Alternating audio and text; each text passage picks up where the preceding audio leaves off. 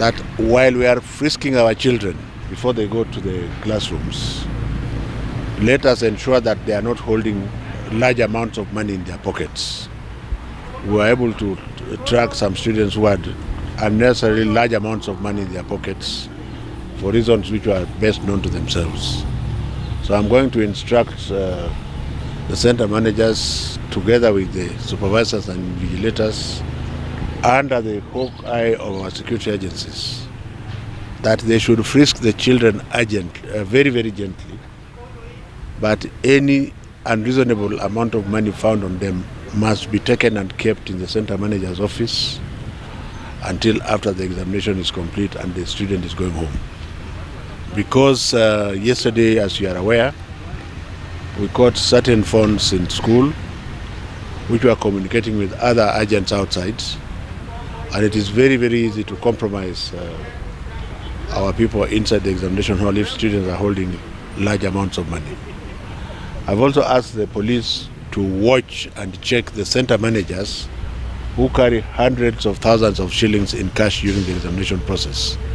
They should actually handcuff such teachers immediately, because if you are going to superintend an examination, there is no reason why you should be having 200,000-300,000 shillings in cash. That is supposed to subvert the purpose of the integrity of the examination. There is nothing personal about this, it is just work, and we are serving our children. In terms of delivery of exams in Kajiado this morning, we have successfully delivered the exams to all parts of Kajiado. The issues we had yesterday have been resolved.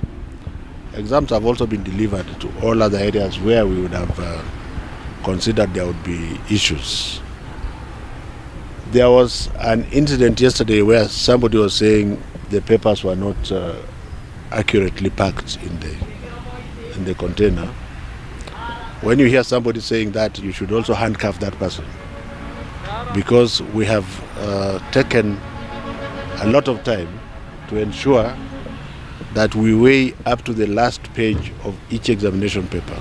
So there is no way a packet can have several papers missing from inside. It means there's some hanky-panky business, and perhaps they have taken them somewhere and they want to distribute them.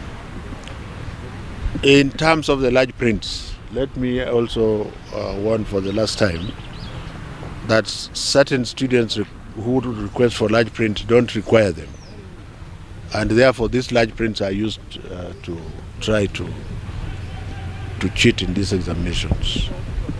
So if you are in one of those schools where you ask for large prints and your students don't require them, and therefore you get extra papers in the form of large print, then we are going to catch up with you. And that, like I've said, it's a matter of choice.